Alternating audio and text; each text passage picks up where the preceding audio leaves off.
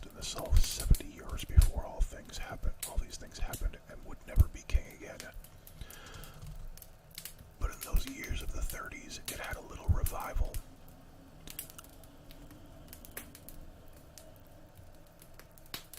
Damn trucks. There was no more cotton plantations, but there were 40 or 50 prosperous cotton farms in the southern part of our state. Klaus Dederick owned one of them. By the standards of the 1950s, he would have been considered only a rung above shirt-tail poor. But by those 30s, he was considered well-to-do, because it actually paid his store bill in cash at the end of most months, and he could meet the bank president's eyes if they happened to pass on the street. The farmhouse was clean and commodious. In addition to cotton, there were 2 other C's, chickens and a few cows. He and his wife had 3 children. Howard, who was 12 or thereabouts, and the twin girls, Cora and Keith. On a warm night in June that year, the girls asked for and were given permission to sleep on the screen enclosed side porch, which ran the length of the house. This was a great treat for them. Their mother kissed them goodnight just shy of 9 when the last light had gone out of the sky. It was the final time she saw either of them until they were in their coffins and the undertaker had repaired the worst of the damage. Country families went to bed early those days. Soon as 'twas dark under the table, my own mother sat sometimes, and slept soundly.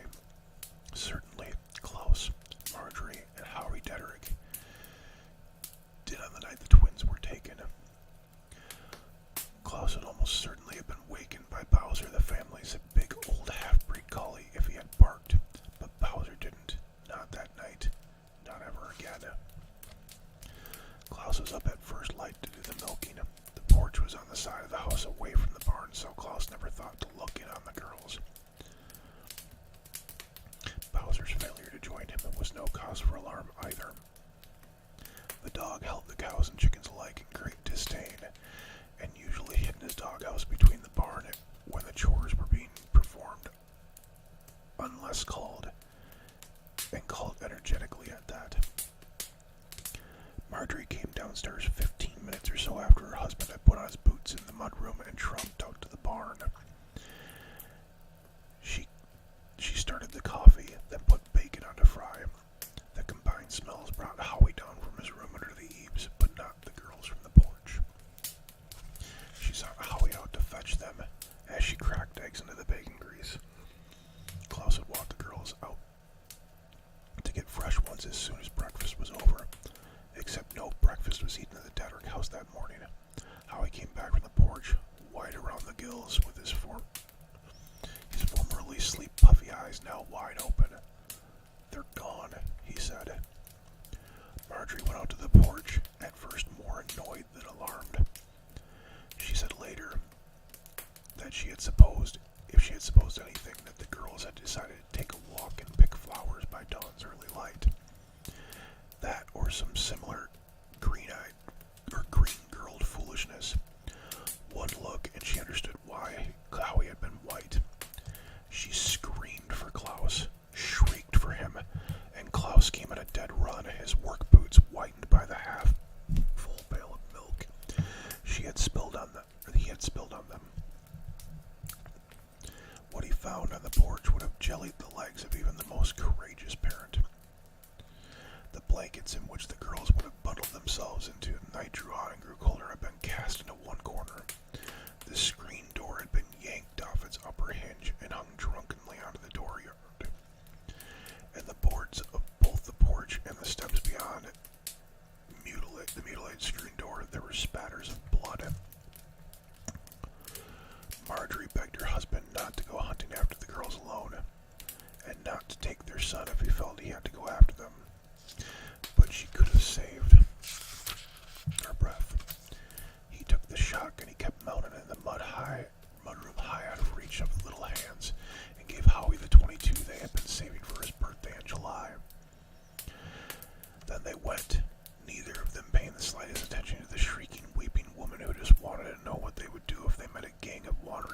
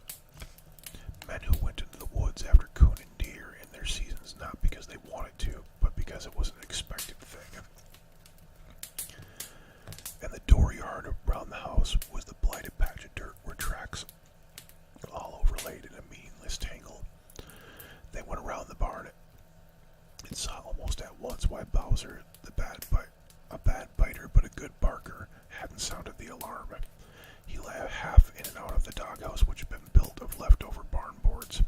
There was a signboard with the word Bowser neatly printed on it over the curved hole in the front. I saw a photograph on one of the papers, and his head turned almost the way around of his neck. It would have taken a man of enormous power to have done that to such a big animal. The prosecutor later told John Coffey's jury, and then he looked long and meaningfully at the hulking defendant sitting behind the defense table with his eyes cast down, wearing a brand new pair of state bib overalls that looked like damnation in and out of themselves. Beside the dog, Klaus and Howie found a scrap of cooked link sausage. The theory, a sound one I have no doubt, was that Coffey had first charmed the dog with treats, and then as Bowser began to eat the last one, he reached out his hands and broke its neck with one mighty snap of his wrists. Beyond the barn was Dedric's north pasture, where no cows would graze that day. It was drenched with morning dew, and leading off through it, a cutting on diagonal northwest and plain as day, was the beaten track of a man's passage. Even of his state of near hysteria, Klaus Dedrick hesitated at first to follow it. It wasn't fear of the man or men who have taken his daughters. It was fear of following the abductor's back trail, of going off in exactly the wrong direction at a time when every second might count. How we solved the dilemma. By plucking a shred of yellow cotton from a bush growing just beyond the edge of the dooryard. Klaus was showing the same scrap of cloth as he sat on the witness stand, and began to weep as he identified it as a piece of his daughter Cass's sleeping shorts. Hey, what's up, Sabi?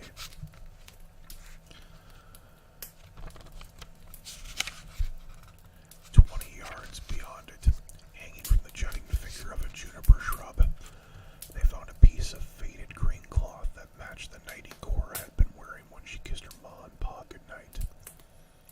The Dedricks, father and son, set off at a near run with their guns held in front of them, as soldiers do when crossing contested ground under heavy fire. If I wonder at anything that happened that day, thank you for the host, Sabi, it is that the boy, chasing desperately after his father and often in danger of being left behind completely, never fell and put a bullet in Klaus Dedrick's back. The farmhouse was on the exchange, another sign of the neighbors that the Dedricks were prospering, at least moderately, in disastrous times.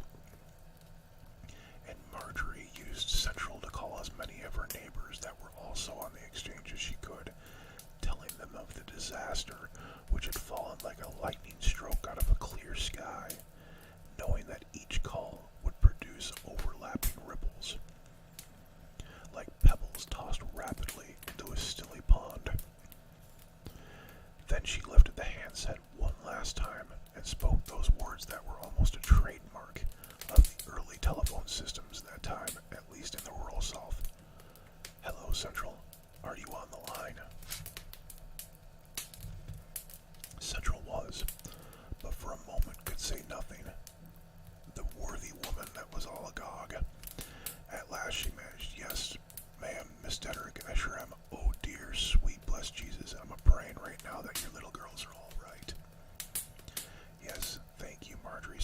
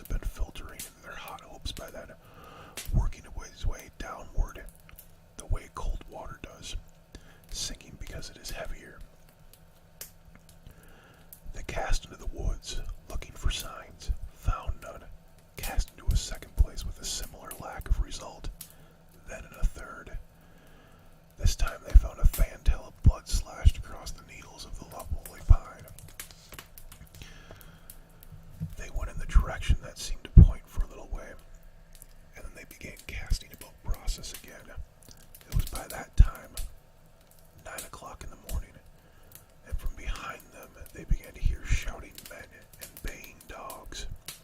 Rob McGee had put together a jack-leg posse in the time it would have taken Sheriff Krubis to finish his first brandy-sweetened cup of coffee, and by quarter past the hour, they reached Klaus and Howie Dedrick, the two of them stumbling desperately along the edge of the woods.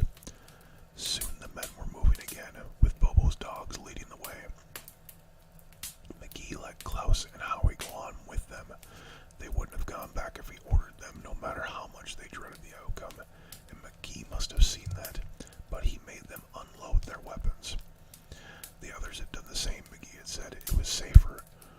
What he didn't tell them, nor did anyone else, was that the Dedricks were the only ones who had been asked to turn their loads over to the deputy. Half distracted and only wanting to go through the end of the nightmare and be done with it, they did as asked. When Rob McGee got the Dedricks to unload their guns and give them their loads, he probably saved John Coffey's miserable excuse for life. The baying, yelping dogs pulled them through 2 miles of scrub pine, always on the same rough northwest heading. Then they came out on the edge of the Trepingus River, which is wide and slow at that point, running southeast through low wooded hills, where families named Cray and Robinette in Duplessis made their own mandolins and often spat out their own rotted teeth as they plowed. Deep countryside where men are apt to handle snake bites on a Sunday morning, and lie down in the carnal embrace of their daughters on a Sunday night. I knew their families. Most of them had sent Sparky a meal from time to time. On the far side of the river, members of the posse could see the June sun glinting off the steel rails of a great southern branch line. About a mile downstream to their right, a trestle crossed toward the coal fields of West Green.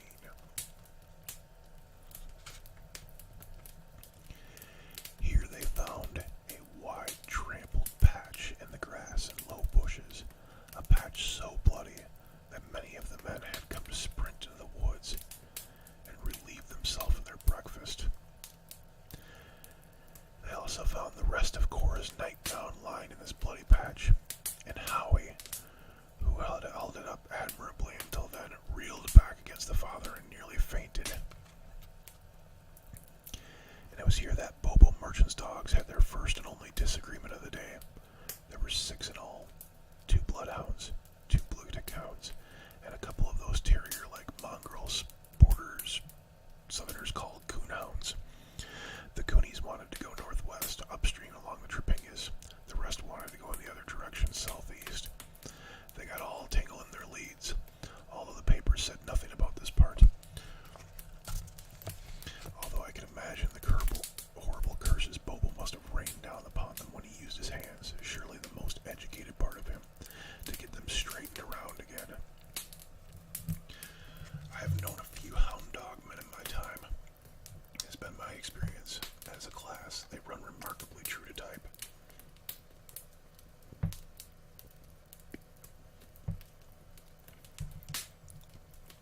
Bobo short-leashed them into a pack, and then ran Cora Dedrick's torn nightgown under their noses, to kind of remind them what they were doing out on a day when a temperature would be in the mid-90s by noon. And the noseems were already circling the heads of the posse in the clouds. The coonies took another sniff, decided to vote the straight ticket, and they all went downstream in full cry. It wasn't but 10 minutes later when the men stopped, realizing they could hear more than just the dogs. It was a howling rather than a baying, and a sound no dog ever made, not even in its dying extremities. It was a sound none of them had ever heard anything make, but they knew right away, all of them, that it was a man. So they said, I believe them. I think I would have recognized it too. I have heard men scream just that way, I think, on their way to the electric chair. Not a lot. Most button themselves up and either go quiet or joking like it was the class picnic. But a few. Usually the ones who believe in hell as a real place and know it is just waiting for them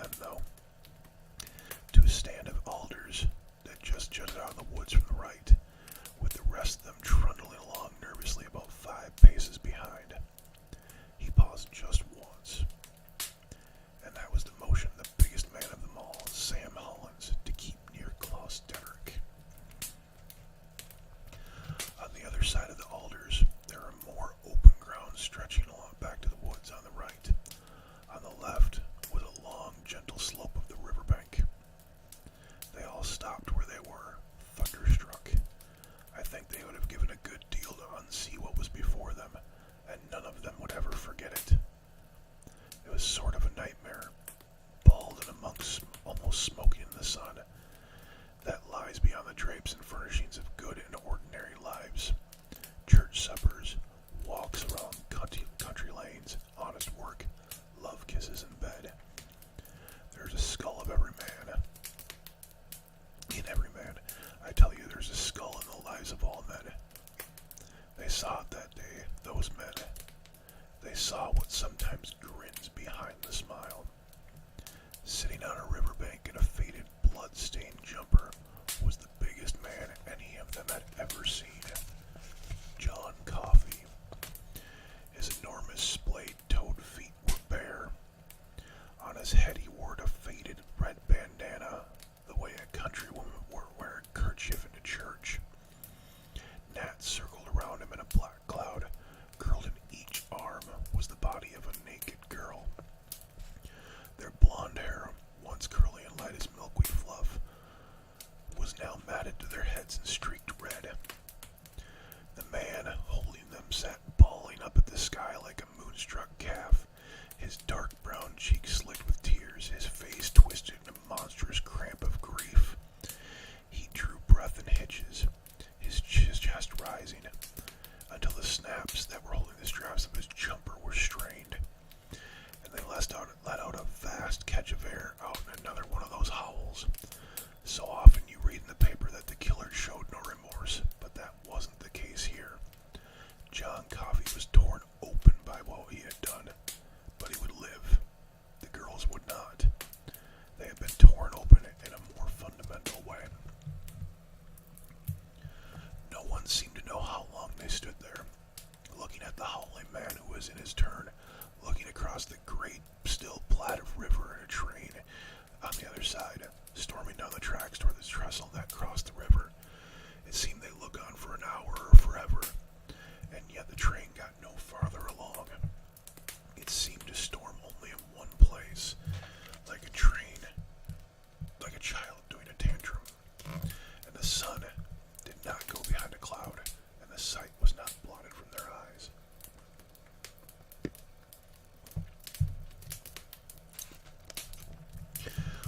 It was there before them, as real as a dog bite. The black man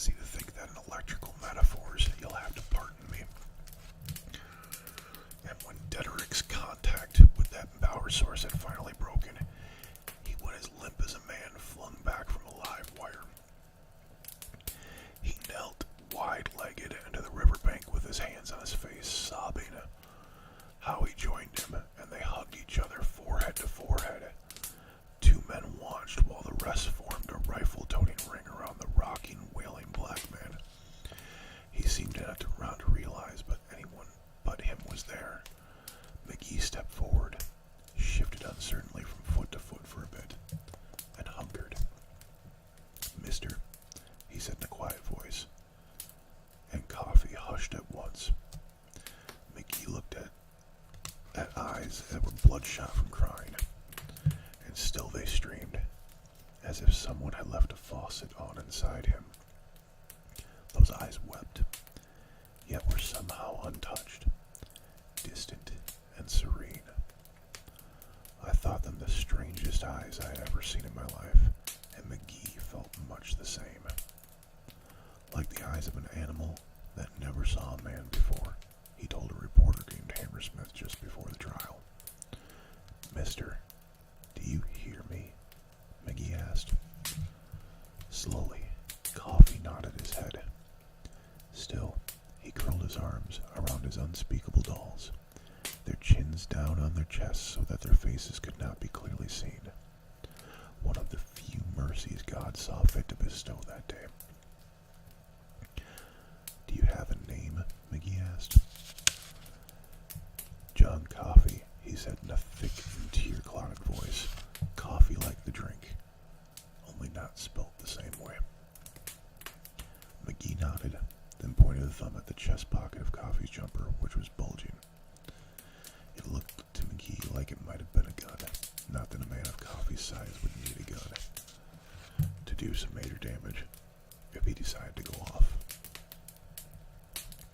"What's that in there, John Coffee? Is that maybe a heater? A pistol?"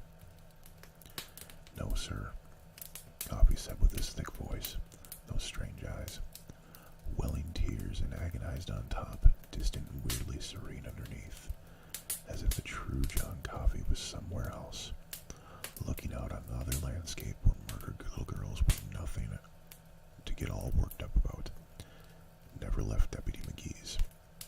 "That's just a little lunch I have." "Oh, now, a little lunch, is that right?" McGee asked, and Coffee nodded and said yes, sir, with his eyes running and his clear snot runners hanging out of his nose. "And where do the likes of you get a little lunch?" John Coffee forced himself to be calm, although he could smell the girls by then, and could see the flies lighting and sampling the places on them that were wet. It was their hair that was the worst, he said later. This wasn't in any newspaper story. It was considered too grisly for family reading. "No, I got this from the reporter who wrote the story, Mr. Hammersmith. I looked him up later on, because later on John Coffee became sort of an obsession with me. He told this Hammersmith that their blonde hair wasn't blonde anymore. It was auburn. Blood had run down their cheeks, out of it like it was a bad dye job. And you don't have to be a doctor to see their fragile skulls have been dashed together with the force of those mighty arms. Probably they had been crying. Probably he might wanted to make them stop. If the girls had been lucky, this had happened before the rapes." Looking at it made it hard for a man to think.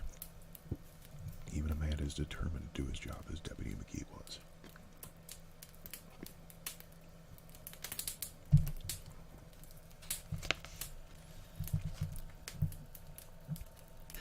Bad thinking to cause mistakes, maybe more bloodshed. McGee drew him in a deep breath and calmed himself. Tried anyway. "Well, sir, I don't remember exactly. Be dog if I do," Coffee said in a tear-choked voice. "But it's a little lunch, all right. Sandwiches, and I think a sweet pickle. I might just have a look for myself if it's all the same to you," McGee said. "Don't you move now, John Coffee. Don't do it, boy, because there are enough guns aimed at you to make you disappear from waist up should you twitch as much a finger." Coffee looked across the river and didn't move as McGee gently reached into the chest pocket of those bibballs and pulled out something wrapped in newspaper and tied with a hank of butcher's twine. McGee snapped the string, opened the paper. Although he was pretty sure it was just what Coffee said, it was a little lunch. There was a bacon tomato sandwich and a jelly fold over. There was also a pickle, wrapped in its own piece of funny page John Coffee would never have been able to puzzle out. There were no sausages. Bowser had gotten the sausages out of John Coffee's little lunch. McGee handed the lunch back. over his shoulder to one of the other men without taking his eyes off Coffee. Hunkered down like that, he was too close to let his attention stray for even a second. The lunch wrapped up again and tied for good measure. Finally ended up with Bobo Merchant, who put in his knapsack where he kept treats for his dogs, and a few fishing lures, I shouldn't wonder. It wasn't introduced into evidence at trial. Justice in this part of the world is swift, but not so swift as a bacon tomato sandwich goes over. There were photographs of it were. What happened here, John Coffey? McGee asked in a low, earnest voice. You want to tell me that? And Coffey said to McGee and others almost the exact same thing he had said to me. They were also the last words of the prosecutor said to the jury at Coffey's trial. I couldn't help it, John Coffey said, holding the murdered, violated girls naked in his arms. The tears began to pour down his cheeks again.